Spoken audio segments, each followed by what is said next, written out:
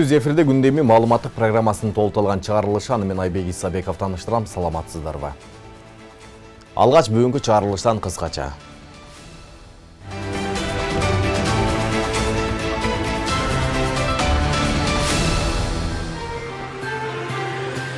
Мамлекет башчысы Садыр Жапаров бүгүн 27 октябрда Астанада Европа Кеңешинин президенти Шарль Мишель менен жолукту. Бишкектен батир жана 3 миллион сом талап кылган мурдагы финполчу кармалды. Баткенде чек арадагы соңку окуя кыргыз-өзбек куруучуларын бириктирди. Кыйраган үйлөрдү калыбына келтирүү иштерин эки улуттун өкүлдөрү биргеликте аткарышууда. Эми Кыргызстанда балык коютун өндүрүү көрсөткүчү жогорулайт. Ал үчүн Чүй облусунун Ыстык Ата районунда завод ачылды.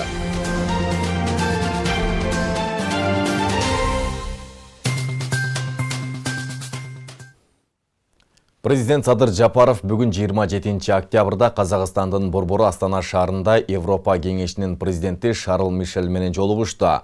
Анда Кыргызстан менен Евро биримдик өлкөлөрүнүн ортосундагы саясий, соода, экономикалык жана маданий гуманитардык кызматташууну бекемдөө жөнүндө сөз болду.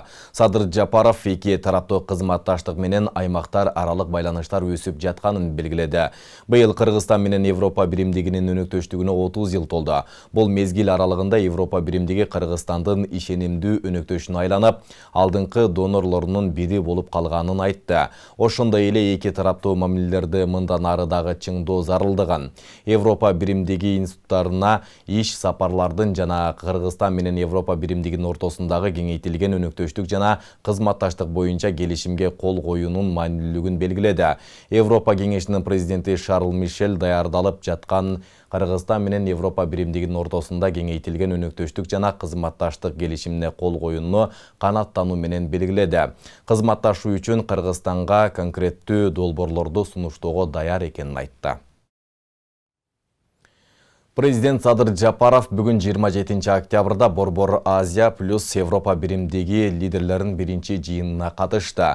Анын алкагында Казакстандын президенти Касым-Жомарт Токаев менен жолугушуу өткөрдү. Сүйлөшүү учурунда Токаев биргелешкен күч аракеттердин арасында өнөктөштүк мындан арыда ыраттуу өнүгө берерине ишеним билдирди.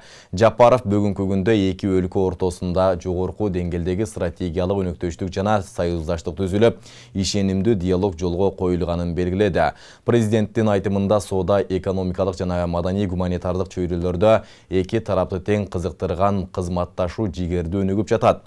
Кыргызстан менен Казакстандын ортосундагы товар жүгүртүү көлөмү жогорулап, ушул тапта ал 2021 жылга салыштырмалуу 17,8%га өстү. Мындан тышкары маданий гуманитардык байланыштарда жакшы багытта өнүгүп жатканын айтты. Ушул күндөрү Казакстанда Кыргызстандын маданият күндөрү өтүүдө. Парламенттин бүгүнкү жыйынында депутаттар тарабынан аймактардагы бир нече көйгөйлөр көтөрүлдү. Эл өкүлдөрү Баткен облусундагы сатылып жаткан турак үйлөр, курулушу кечеңдеп жаткан социалдык объектилерге токтолушту. Мындан тышкары айыл чарба тармагындагы сугат суунун тартыштыгы жана айрым өрөндөрдө насыя катары тартылган үрөн сапатсыз болуп, дыйкандар түшүм албай калгандыгы айтылды. Кененирээк кийинки материалда. Жогорку кеңештин бүгүнкү жыйынында эл өкүлдөрү бир катар социалдык экономикалык көйгөйлөрдү көтөрүштү. Алсак депутат Нуржигит Кадырбеков чек арага жакын жайгашкан жарандардын көпчүлүгү турак жайын сатып, башка жака көчүүнү көздөп жатышканын жүйө келтирди. Кадырбеков чек ара коопсуздугун эске алуу менен министрлер кабинетин айтылган маселеге көңүл бурууга үндөдү. Лейлек районунда, Баткен районунда Тажикстан менен чек ара айылдын тургундары үйлөрүн сатабыз деп сатка коюп атат. Көпчүлүгү качып чыгып кеткен бойдан кайтып барын ойлогонда жок, кайтып барбайт дагы. Алар биздин баатыр адамдарыбыз, бизге чеп болуп турду эле, коргон болуп турду эле, бирок кетебиз де сөздөрүнүн эрки, алар да жашагысы келет. Бирок мен ойлондурган нерсе, мейли алар үйлөрүн сатып кетип калсын, же кайтып барбасын. Ошол үйлөрдү, ошол жайларды эми кантип коргойбуз, ким коргойт, механизми барбы? Ушуну жакшылап ойлонолучу, анткени тигил тараптын максаты ошол болгон. Коркутсак, качып кетсе, анан жерлерди содулашыш, тартып алыш, акырын тынч экспансия менен басып алыш оңой болот деген ниети болгонун мен сезип атам да. Ал эми депутат Марлем Маматалиев агартуучулардын маянасы жогорулатылганы менен айрым жерлерде мугалимдердин акыркы айдагы алган айлыгы азайып кеткенин айтып, маселени көзөмөлгө алуу керектигин кошумчалады. Кудайга шүгүр, албетте мына жакшы азыр айлыктарды 80%га чейин көтөрүп койдук. Мурдагы 18 миң алган азыр мына 35 миң сомго чейин алып атат да, Кудайга шүгүр. Бирок ошол эле учурда мына акыркы айларда бардык жерде деп айтпайын, айрым жерлерде мына сааттардын азайтып ограничение коюлуп атат. Айтор мурдагы 18 миң алган мугалим 35 алып, анан кайра азыр 22-23ке чейин түшүп калган фактылар бар экен. Мен ойлойм бул туура эмес. Бул баягындай курчу-вирчу калган айтпай эле коюн, ошол сыяктуу эле болуп аткан да. Мен ойлойм жетекчилер бул жөнүндө маалыматы жокко деп ойлойм. Сөзсүз түрдө тапшырма берип, карап коюңуздар. Баарына бирдей болсун. Андан тышкары депутат Марат Мураталиев аягына чыкпаган социалдык мекемелер арбын экенин жүйө келтирип, 50% же 70% бүткөрүлгөн курулуштарды аягына чыгаруу тууралуу чечим кабыл алуу керектигин билдирди. Канча деген мектептердин фундаменттери куюлуп турат, кыймылдабайт. Ушуга өтө көңүл буруп туруп, гострой менен сүйлөшүп, задания берип, ушундай жол менен бат-бат бөлүп бүтүрбөсөк, мектептер бүтпөйт да алмаз акынжаныз. Ошондой эле депутат Шайырбек Ташиев Жалал Абад шаарындагы Тайгараев аймактык башкармалыгы менен Сузак районундагы Ташбулак айылынын ортосундагы талаштуу жер тууралуу сөз кылып, аталган маселени ыкчамдатып чечүү зарылчылыгына токтолду. Сузак району Ташбулак айыл өкмөтүнүн 2-10 кичине талаш жери бар, 248 гектар жер. Бул бардык инстанциялардан өтүп бүткөн, жакын күндөрү жогорку соттон дагы бүттү. Бул Жалал Абад шаардык муниципалдык жер экен деп пайдасына чечилди да. Анан кийин бул 2004-жылы Токой чарбасынын жер экен деп туруп, Ташбулак айыл өкмөтүнө буну өткөзүп беришкен, адашып. Анан кийин буну эми тактап, азыр соттор бүт бардыгы өткөзүп кайтарып берип атат да. Жалал Абад мэриясы дагы Жалал Абадтын президенттин өкүлчүлүгү дагы администрацияга, министрлик кабинетине кайрылышкан. 2 жумадан ашык болуп калды. Ошонун неге жогорку кеңешке алып келбей атасыздар? Ушул 248 гектар жер бул жанагы мисте багы да. Ушуну жанагы элдер талаш болуп турушат, ушуну чечип берсек. Эл өкүлдөрү тарабынан Баткендеги жабыркаган элдин турак жайын кайрадан калыбына келтирүү иштери кечеңдеп жатканы да айтылды. 58 үйдүн фундаменти жок да. Кышка чейин бүтүрөбүз деген биздин сөзүбүз кайда калды? Эртең эл мына 1 ай вакыт калды, кайда жашайт? 16 фундамент эми куюлуп атат да. Ушул жагындан карап берсеңер. Ал эми Шарапаткан Мажитова айыл чарбасындагы эң башкы маселе суга суу экенин белгилеп, айрым айылдарда каналдардын начардыгынан көптөгөн жер аянттары пайдаланылбай жатканын кошумчалады. Ички ирригация, ички каналдар, жер каналдары 70-жылдан бери эч кандай ремонттолбой келгендиктен, аны ремонт кылууга спалардын бюджети, акчасы жетпегендиктен ошол каналдар ошол боюнча, жанагы жер каналдары ремонттолбогон боюнча калганда, азыркы күнү айыл чарбасындагы дыйкандардын эң көйгөйлүү маселеси ушул жер каналдарын ремонттоо болуп атат. Гүлдана Момунова, Калыс Өмүралиев, Регион телеканалы, Бишкек шаары. Бүгін 27 октябрда Жогорку кеңештин төрагасы Нурланбек Шакиев Самарканд шаарында Өзбекстандын Али Мажлисинин Сенатынын төрайымы Танзила Нарбаева менен жолугушту. Анда кызматташтыктын жана парламенттер аралык алаканын актуалдуу маселелери талкууланды. Нурланбек Шакиев Өзбекстан менен калыптанган достук жана жакын коңшулук мамилелерди өнүктүрүү Кыргызстандын тышкы саясатынын артыкчылыктуу багыттарынын бири экенин билдирди. Жакынкы аралыкта Жогорку кеңеш менен Али Мажлистин ортосундагы кызматташтык боюнча парламенттер аралык комиссиянын кезектеги жыйынын өткөрүндү. Андан сырткары парламенттик делегациялардын депутаттык достук топторунун өз ара иш сапарларын активдештирүүнү сунуштады. Өзбекстандын Али Мажлисинин Сенатынын төрайымы Танзила Нарбаева эки мамлекет ортосундагы жетишилген келишимдердин ийгиликтүү ишке ашырылышы үчүн мыйзамдык базаны өркүндөтүү жаатында биргелешип иштөө керектигин айткан. Бишкекте экономикалык кылмыштуулукка каршы күрөшүү кызматында мурда иштеп кеткен киши кармалды. ИИМден билдиргендей, 48 жаштагы экс-финполчу май айынан октябрга чейин бир аялдан 3 миллион сом талап кылып келген. Маалым болгондой, күн сайын анын алкымы чоңоюп, акча эле эмес, шаардан ар бири $200.000 турган 2 батир да сураган. Министрлик ал мурдада соттолгонун билдирди. 25 октябрда шектүү 100.000 сом жана батирге документтерди алып жаткан жеринен колго түшүрүлүп, учурда тергөө иштери уланууда.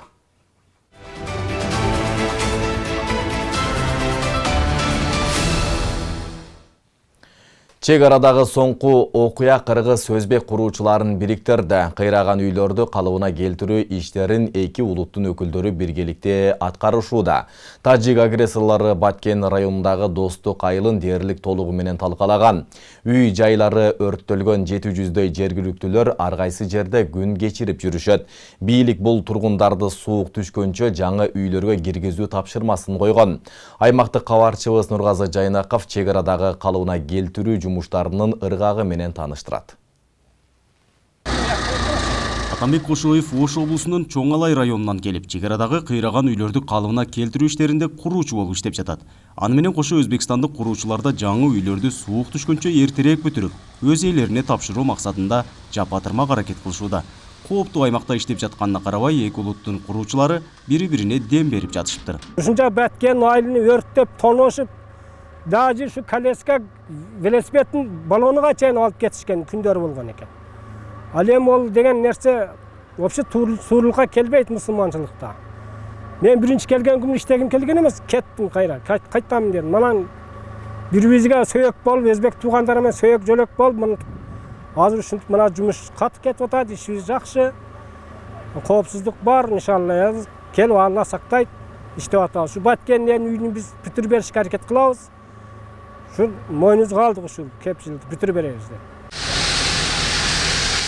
Жергиликтүүлөр каргашалуу окуянын арты менен кыргыз-өзбек достугу дагы бир ирет бекемделип жатат дешет. Оор кырдаалда кошуна өлкө кайдыгер карабай, өз куруучуларын жиберип, кол кабыш кылышканына ыраазы экендиктерин жашырышкан жок. Өзүбүздүн Кыргызстандан, Чоң Алайдан, Алайдан балдар келип иштеп атат. Жакында дагы келет деп атат. Өзбекстандан келген коңшу Өзбекстан, алар дагы мусулман бир туугандарыбыз болот биздин. Бул дагы негизи жакшы нерсе. Элдин ынтымагы да. Биздин кыргыз туугандар ушундай болуп калыптыр деп. Менин оюм ошондой да, келип жардам берип, рахмат балдарга, жигиттерге. Кайерде болсо ынтымак болсо жакшы экен да. Ынтымак болсо алдыга кетебиз. Ынтымак бар жакшы, буюрса жакшы болот. Рахмат айтам баарыга.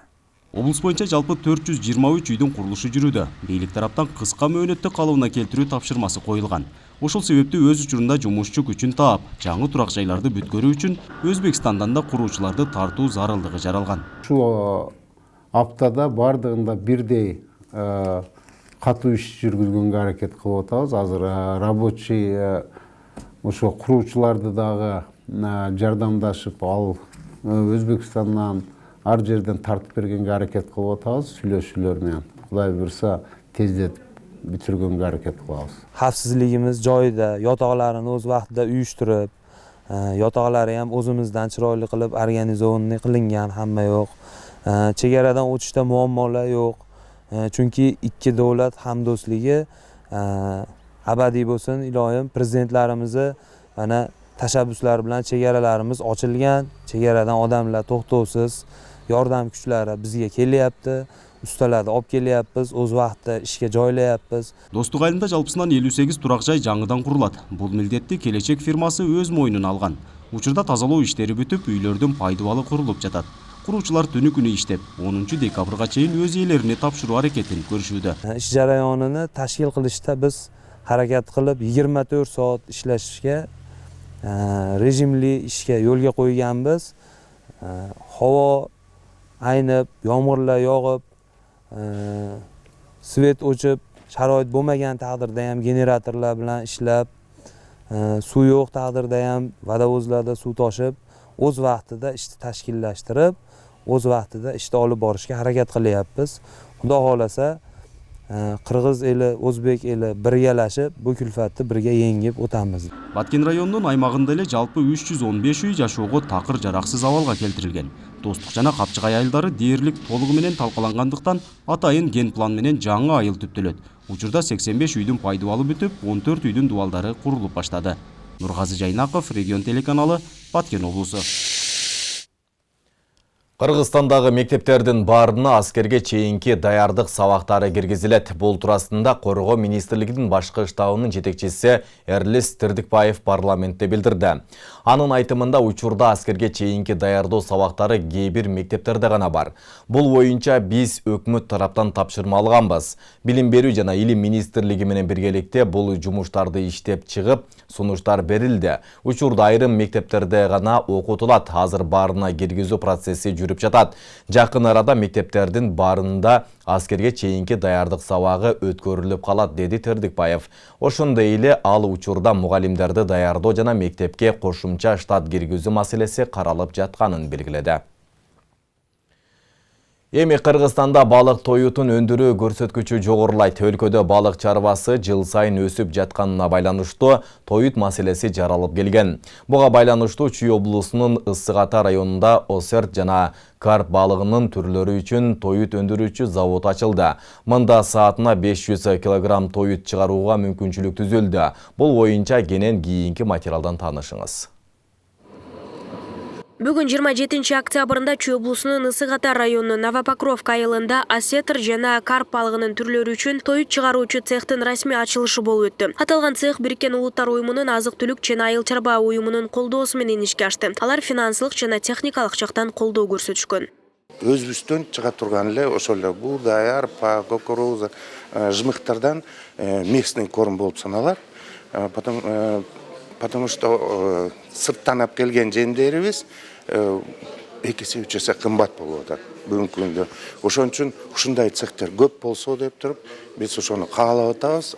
2022 жылдын 9 айында республика боюнча болгону 310 тонна балык тоют өндүрүлгөн. Эми аталган цех өндүрүшүн жогорулатып, бүгүнкү күндө балыктын 3 түрүнө жем чыгарып баштаган. Алдыда форель балыгы үчүн да жем чыгаруу пландалууда. Бүгүнкү күндө 3 түрлүү балыкка чыгарылып баштады, уже иштеп баштады. Эми булар ушул цехтин генеральный директордун айтымы боюнча эмки планыбыз именно форельге деп туруп ошону каалап атышат. Балык тоютун өндүрүүдө жергиликтүү өндүрүштүн айыл чарба продукциялар колдонулат. Заводдун кубаттуулугу саатына 500 кг тоют чыгарууга ылайыкташкан. Аквакультуранын заманбап үнөмдүү багытын киргизүү аркылуу балык чарбасын мындан ары түптөө жана өнүктүрүү боюнча жигердүү чаралар көрүлүп жатканы кабарланууда. Сегодня уже все готово, все работает. Мы можем производить хороший рыбный корм. Бүгүнкү күндө бардыгы даяр. Биз сапаттуу балык тоюттарын чыгара алабыз. Ар кандай кошулмаларды кошо алабыз. Ошол эле учурда биз өзүбүздүн кошулмалар менен тоют чыгарууга аракеттенип жатабыз. Сиздер билгендей Кыргызстанда форель актуалдуу болуп көп өстүрүлөт. Бирок аны кайрадан иштетип көрүшкөн эмес. Биз балык майын, форелдин калдыктарын, тагыраагы баш жана койруктарынан ун алууну өздөштүрдүк. Ушулардын баарынан тоют чыгарууга кошулуучу азыктарды ала алабыз. Из остатков голова, хвост. Колдонулган жабдуулар экологиялык жактан таза. Кыргызстанда биринчи колдонулуп жаткан өндүрүш десе болот. Ошондой эле тоют чыгаруунун бул технологиясы электроэнергиясын 20% кыскартат. Этот цех, мы считаем, что это один из первых примеров государственно-частного партнерства. Бул цех мамлекеттик жана жеке ишкерлердин биргелешкен ишмердүүлүгүнүн үлгүсү болуп калды. Биз айыл чарба министрлиги менен биргеликте жеке ишкананын базасына завод ачканыбыздын себеби алар форель, карп жада калса осетр балыктары үчүн тоюттарды чыгарып берет. Чыгарылган тоюттун бир бөлүгүн мамлекетке беришет. Анын негизинде мамлекет өзүнүн балык чарбасынын өнүктүрүү программаларын ишке ашырууга шарт түзүлөт. Балык чарба департаментинин маалыматы боюнча балык өндүрүү 2020 жылы 5139,7 тоннаны, 2021 жылы 10344,2 тоннаны түзгөн. Балык жана балык азыктарын экспорттоо 2020 жылы 3158 тонна, 2021 жылы 5183,1 тоннаны түзгөн. Ал эми 2022 жылдын 9 айында республика боюнча балык тоютун өндүрүү 310 тоннаны чапчыган. Нурзада Сыдыкова, Алымбек Бектурганов, Регион, Ысык Ата району. Жалал Абад облусу боюнча 600 үй бүлөгө социалдык контракттын негизинде 100 000 сомдон жөлөк пул берилген. Алардын көпчүлүгү каражатты айыл чарба тегүүчүлүк жана соода тармактарына иштетишкен. Мамлекеттик колдоосу менен аз камсыз болгон үй бүлөлөр иш баштап киреше булагына айландырууда. Жөлөк пул алгандар менен тийиштүү кызматкерлер иш алып барып, 3 жыл аралыгында мониторинг жүргүзүшөт. Жакырчылыкты азайтуу, иш орду менен камсыздоо максатында социалдык контракттын негизинде аз камсыз болгон үй бүлөлөргө 100 000 сомдон берилген. Социалдык жардам алгандар чакан иш баштап, кирешесин көбөйтүүгө камынган. Алардын бири Сузак районунун тургуну Рашида Нурдинжан кызы дагы кийим саткан дүкөн ачкан. Ишкердик Рашиданын үй бүлөсүнүн киреше булагына айланып, айылдыктардын керектөөлөрүн жаба баштаган. Биз айылыбыз базарга алысыраак, келиндер балдар менен барыша албайт. Ошого Кара Суудан таарап келип, көбүрөөк заказ кылышат. Ошолорду алып келип таратып берем. Келиндер өздөрү келип, мандай деп заказ берип келишет. Мен алып келип, ошо көбүрөөк телефондон заказ беришет. Мен алып кеп койдум деймин, келип алып кетишет үй бүлөсү менен.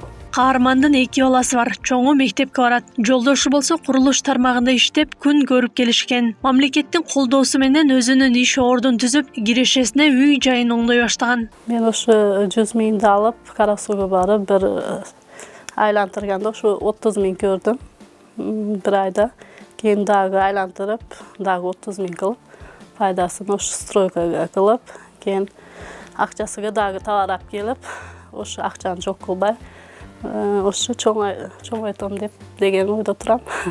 Долбоордун негизинде каражат айыл өкмөттөн алган социалдык паспорту бар жана үй бүлөгө көмөк жөлөк пулун алган аз камсыз болгон үй бүлөлөргө берилет. Социалдык көмөк алгандардын ишмердүүлүгү боюнча социалдык коргоо башкармалыгынын кызматкерлери 3 жыл мониторинг жүргүзөт.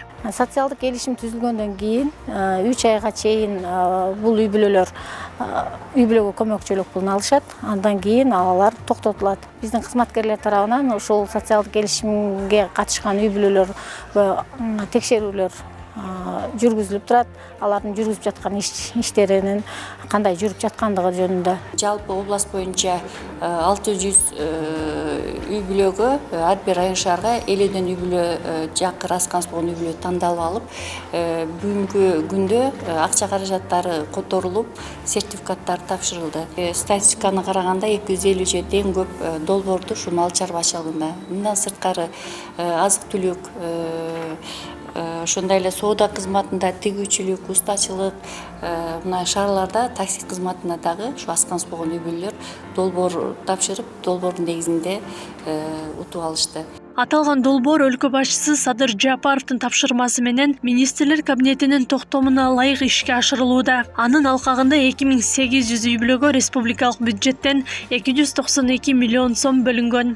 Акылай Карабаева, Замирбек Тойчубаев, Регион. Бүгін 27 октябрда Жалалабад шаардык мэриясында 9 айдын жыйынтыгы чыгарган коллегия өттү. Ага шаар мэри Эрнисбек Ормоков, шаардык кеңештин төрагасы Нуртилек Орозбаев, Кыргыз Республикасынын президентине караштуу мамлекеттик тил жана тил саясаты боюнча улуттук комиссиянын түштүк аймагы боюнча өкүлү Алмагүл Тилекманова, шаардагы мекеме ишканалардын жетекчилери жана аймактык башкармалыктардын башчылары катышты. Анда Жалалабад шаарында 2022 жылдын 9 айында 113 ишкана ачылып, 330 жумуш орду түзүлгөнү белгиленип, бул жылы өткөн жылдын 9 айына салыштырмалуу 32 ишкана көп ачылып, жумуш ордуда 101ге көп түзүлгөнү айтылды. Ал эми 2021 жылы жалпы 4 миллиард 300 миллион сом инвестиция тартылган болсо, 2022 жылдын 9 айында эле 5 миллиард 861 миллион сом инвестиция тартылганы маалымдалды. Ошондой эле коллегия учурунда кышка карата даярдык маселеси көтөрүлүп, билим берүү жана медициналык мекемелерге, көп кабаттуу үйлөргө жылуулук берүү боюнча тапшырма берилди. Ошондой эле жумуштагы кемчилдиктери, берилген тапшырмаларды өз учурунда аткарбагандыгы үчүн бир катар жетекчилерге сөгүш жана эскертүүлөр берилди. Республикалык местный бюджеттен, жергиликтүү бюджеттин биз толугу менен, ашыгы менен аткарылды. Экинчи маселе боюнча, кышка даярдык боюнча бүт социалдык мекеме, бала бакча, ооруканалар, мектептер бардыгы 100% отун менен камсыздалып бүткөн. Жылуулукту дагы бүгүн мен буйрукка кол коюп берейин атам. Бул да каралды. Аба ырайы кескин өзгөргөндүгүнө байланыштуу. Шаарыбыздагы курулуш тармагында коммуналдык чарба департаменти тарабындагы кемчилдик кетирилген жетекчилерге дагы сөгүш, эскертүү, катуу сөгүш берилди да.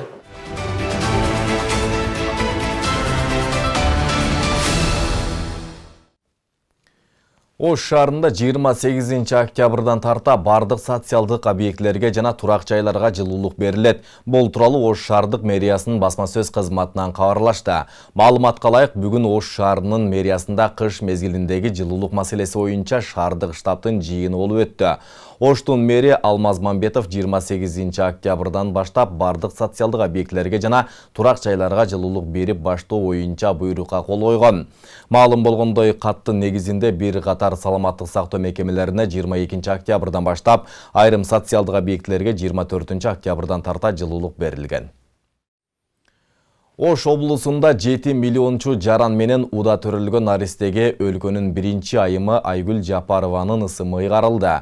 Ымыркайдын Ноокат районуна караштуу Жийде айылынын тургуну Айжан Айтмаматова 19 октябрда Ош облустук төрөт үйүндө жарык дүйнөгө алып келген. Учурда эне баланын ден соолугу жакшы. Аларга өлкө башчынын атынан сүйүнчүгө 200 000 сом берилди. Сертификатты президенттин Ош облусундагы ыйгарым укуктуу өкүлүнүн орун басары Эрнест Толтоев тапшырып, куттуктоосун жеткирди. Толугураак Асел Сыдыкман материалынан таанышыңыз. Ош облусунун Ноокат районуна караштуу Жийде айылында 7 миллионунчу жаранга удалаш наристе Мырза Салиевтердин үй бүлөсүндө төрөлдү. Ымыркайда Айжан Айтмаматова Ош облустук төрөт үйүндө 19 октябрда 7 миллионунчу наристе менен бир мезгилде жарык дүйнөгө алып келген. Анын салмагы 3 килограмм 300 грамм, бою 50 сантиметр. Учурда эне баланын ден соолугу жакшы, ооруканадан үйлөрүнө чыгышкан. Кудайга шүгүр, экөөбүздүн тең ден соолугубуз аябай жакшы. Жакшы карашты, аябай акыр аягына чейин кызым экөөбүздөн тең тынбай кабар алып турушту. Бирок чындыгында бул кубанычты билген эмеспиз. Үйүбүзгө келип чыгып келип алып билдик. Кубанып атабыз, сүйүнүп атабыз, кубанычыбызда чек жок. Баарынан дагы эң биринчиден мен кызымдын ден соолугу алтысан аман туулганына сүйүнөм. Жаш үй бүлөнүн буга чейин бир уул бир кызы болсо, бул алардын 9 жыл күткөн 3-чү кызы. Бактылуу ата-эне наристеге өлкө башчы Садыр Жапаровдун жубайы Айгүл Жапарованын ысымын коюшкан. Биринчи айымдай кайраттуу, оор басыруктуу болсун деп ырымдап койдук дешет. Көп эле айымдарды тизмеликтеп карап аттык, кайсыл ысымды биз ыйгарсак экен депчи. Анан чындыгында ушу Жапаровдун артында кыйын эркектин аркасында бир мыкты аял турат деп айтат го. Ошондой ошо аялы мыкты болуп турганы үчүн Жапаров болду деп мен ушинтип эле неме кылам. Анан ошодон улам негизинен мурунку кызымдын аты да Жасмин деген гүлдүн аты болгон үчүн бунун дагы атын ошо гүлдүн атын коелу деп анан карап отуруп президентибиздин аялынын атын койсок эмне болот? Тем более Айгүл гүлүбүз бар. Кубанычыбызга чек жок, Аллага шүгүр. Биз ушул кызды, ушул наристени, ушул жарык дүйнөгө Алланын каалоо менен келгендиги үчүн бул биздин бактыбыз биринчиден. Бул биздин 3-чү перзентибиз. Бир уул 2 кызыбыз бар. Бул 3-чү перзент. Бул кыз болуп жаралганыга мен Аллага чексиз шүгүрлөр келтирем. Жана ошондой эле биздин президентибиз Садыр Нуркожоевич Жапаровдун ушундай бизге эсте ушундай эме кылып бизге бергендиги чындыгында биз күтпөгөн болчук бул нерсени. Биз дагы күткөн эмеспиз, ошо сиңдим 7 миллиончу болот деп. Өзү дагы 3 күн толготуп, 3 күн роддомго барып анан Кудайым Алла таалам сен ошо күнү чыгасың деп Кудайым Алла таалам буйруп аткан окшойт. Ошо атын дагы атасы өзү атайын коюптур. Ошо Айгүл эжекедей мыктуу кыргыздын чыган кыздары болсун. Ошо кыргыз элинин керегине жарасын ушу кыз. Биздин жаңыдан төрөлгөн ушул Айгүлгө кичинекей болсо дагы ушул материалдык колдоо максатында, үй бүлөңүздү колдоо максатында ушундай сертификатты сизге ыйгаруу милдети мага жүктөлдү. Кыргыз Республикасынын калкынын саны 7 миллионго жеткенине байланыштуу Айгүлдүн ата-энесине сүйүнчүгө 200 000 сом берилди. Президенттин резервдик фондунан бөлүнгөн каражатты Ош облусунун башчысынын орун басары Эрнест Толтоев тапшырып, өлкө башчы Садыр Жапаровдун жана өзүнүн атынан жылуу калуу тилектерин жеткирди. Бүгүн ошол Кыргыз Республикасынын президентинин атайын ошол берилген белегин 200 000 сом өлчөмүндө сертификатты, анан ошондой эле Кыргыз Республикасынын президентинин Ош облусунун ыйгарымдуу өкүлчүлүгүнүн атайын баалуу белектерин жерине барып тапшырып келдик. Бул эми ушул президенттин аманатын тапшыруу менен бирге алардын ушул Кыргыз Республикасынын калкынын демографиялык абалына кошкон салымы үчүн ыраазычылыктарды айтып, ошол кызыбыздын буга чейинки өздөрүнүн жалпы балдарыбызга ушул жылуу калуу тилектерибизди айттык. Мен ойлойм, биздин максат ушул Кыргыз Республикасынын калкынын демографиялык абалына кошкон салымдары үчүн жаш үй бүлөлөргө тийиштүү шарттарды жаратуу, ошолордун мындан ары дагы ушул калкыбыздын көбөйүшүнө салымдарын кошууга үндөө аракет жасоо максаты болду. Бул сыяктуу сыйлыктар өлкөнүн 7 облусунан жана Бишкек шаарынан 7 миллионунчу жаран менен бир мезгилде төрөлгөн 8 ымыркайдын ата-энелерине жеткирилип жатат. Белгилей кетсек, 19-октябрда Кыргызстандын 7 миллионунчу жараны Баткен облусунун Кызылкыя шаарында жарык дүйнөгө келген. Ага өлкө башчы Садыр Жапаров жакшылык деген ысым ыйгарган. Асель Сыдыкова, Илимбек Турсунбай уулу, Регион телеканалы, Ош. Бүгін 27 октябрда саат 14:15-тен тарта Бишкек-Ош Уна жолундағы Төө ашууда жана Сосновка өткөрмө пунктунда жүк ташуучу автоуналардын өтүүсүнө кайра чектөө киргизилди. Чектөө аба ырайы жакшырганга чейин улана турганын Транспорт жана коммуникация министрлигинен кабарлашты. Жолго чыккан айдоочулар уна дөңгөлөктөрүн кышкыга алмаштырып, жынжырча, күрөк жана ысык сууга толтурулган термос менен камсыз болуңуздар. Жол тайгак учурда уналар ортосундагы 500 метр аралыкты сактоону унутпаңыздар деп айтылат маалыматта. Регион телеканалынын күндөмү маалыматтык программасын социалдык тармактардан күзөтүп барыңыздар. Ал үчүн Регион телеканалынын Facebook, Telegram жана YouTube каналдарына катталып, акыркы жаңылыктардан кабардар болуп туруңуздар. Ошондой эле Одноклассники ВКонтакте социалдык баракчасынан дагы көрсөңүздөр болот. Бүгүнкү чыгарылышты мына ушул жаңылыктар толуктады. Ар дайым жакшы жаңылыктар менен түз эфирде мен Айбек Исабеков болдум. Кечиңиздер көңүлдүү болсун, саламатта туруңуздар.